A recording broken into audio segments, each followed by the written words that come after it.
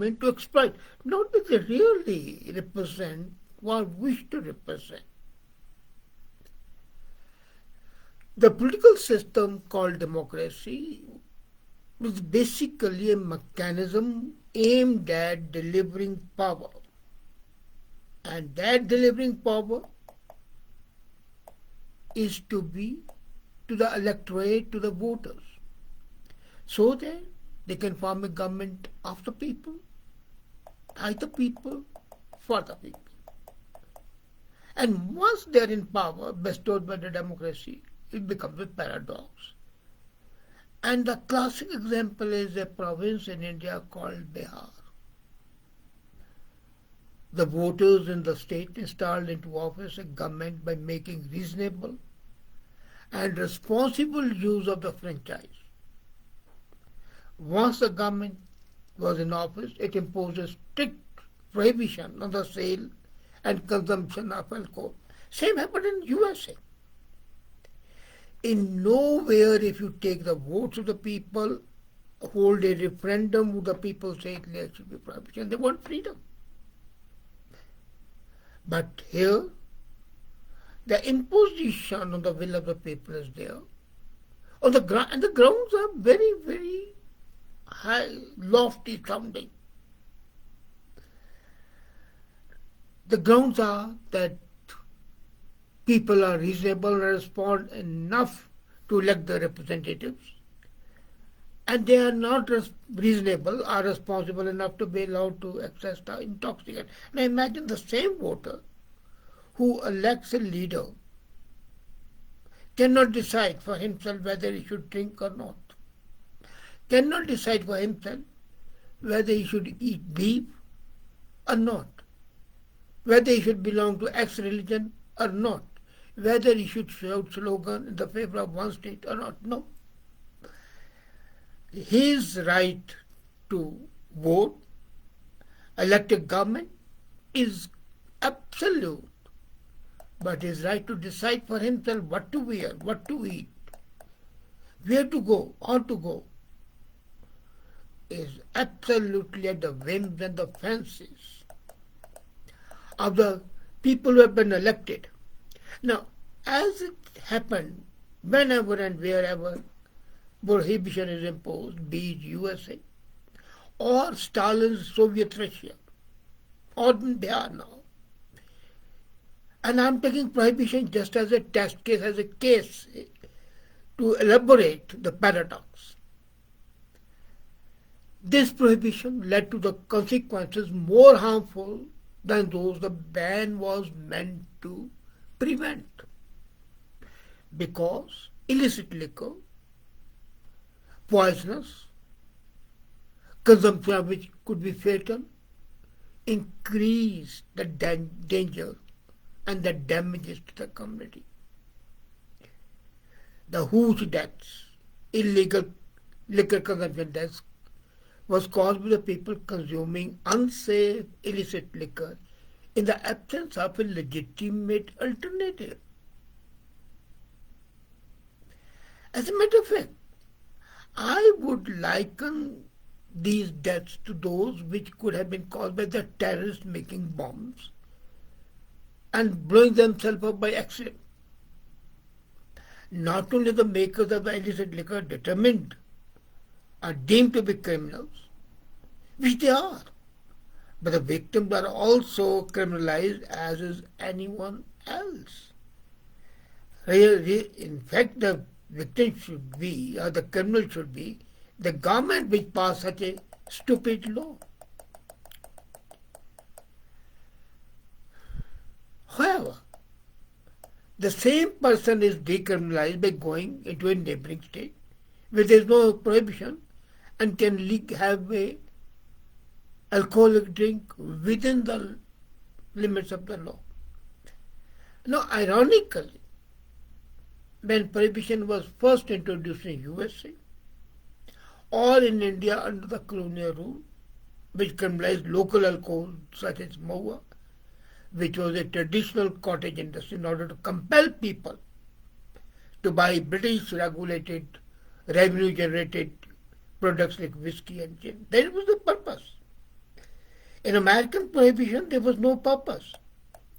In Indian prohibition, there was a purpose. But leave this aside. The paradox of democracy reigns supreme. As a matter of fact, that's why Switzerland came up with the concept of referendum and of recall, which is very difficult, but not impossible. Now, referendum in a big country like India or USA is quite going to be very expensive, and you cannot have referendum on anything. But one thing can be done, and that is that the promises made by the politicians at the time of elections should be deemed a legal contract, a binding document. And once they do not fulfill the promise or go against those platitudes and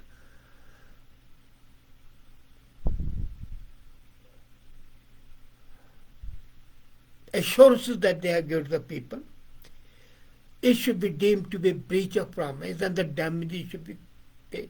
No, the damages can be paid to, not to the individual voter, but to the government because it will ease the tax burden. As I told once here, in Canada, for example, Prime Minister Chrétien made 92 promises. He fulfilled 8 of them. Paul Martin made 44 promises, fulfilled 0. Stephen Harper made more than 30 promises, fulfilled almost all of them. Trudeau, he made many promises and went diametrically opposed to them. The biggest one being that the deficit budget would not be there. Look at India now.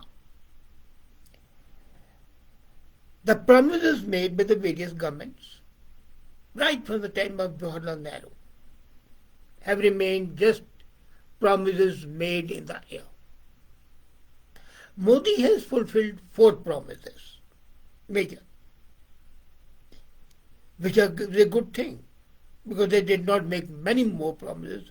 Their most was the temple and abrogation of the Article 370, and they fulfilled them.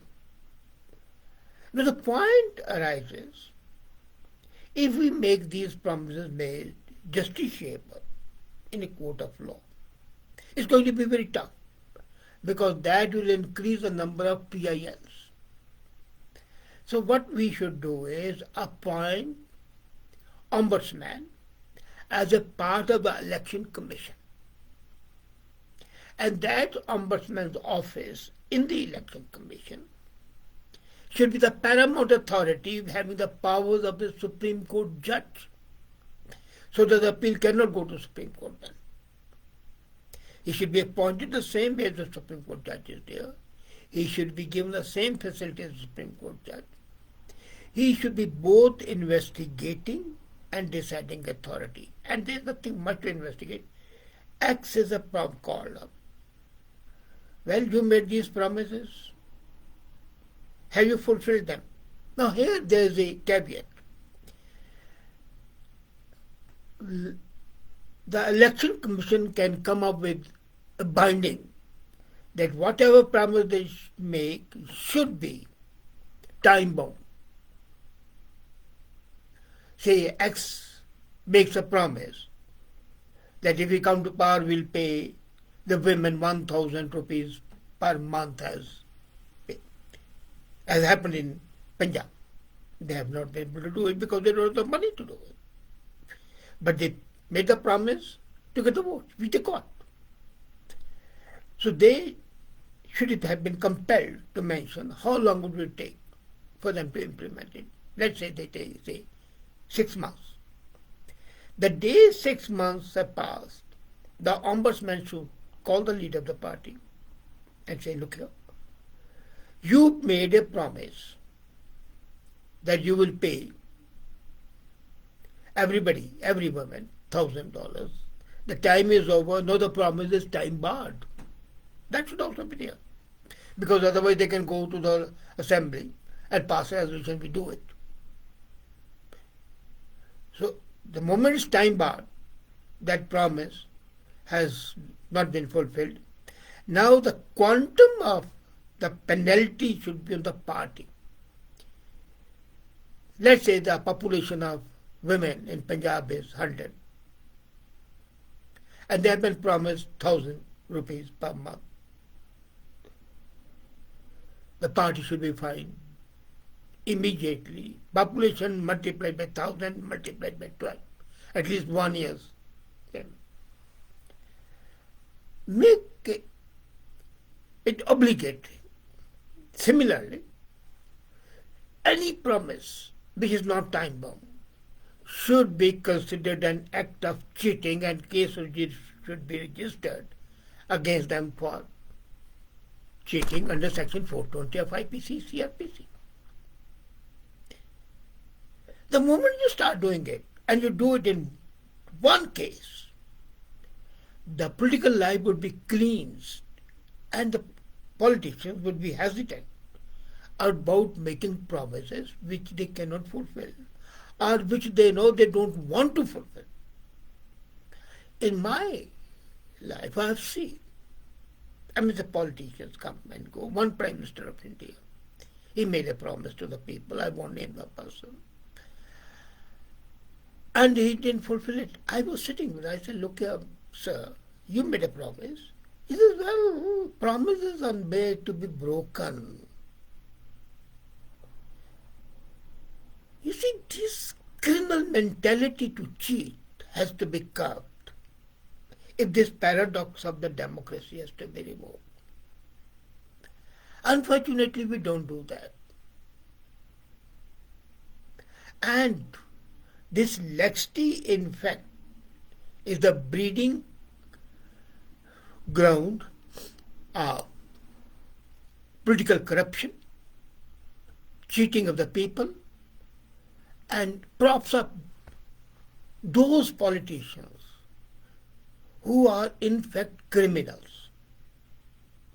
Well, India has number of criminals as elected representatives.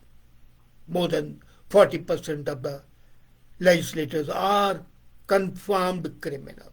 In US also, look at the new Republican representative. He admits he lied and he says, I always lie. He takes a pride in that.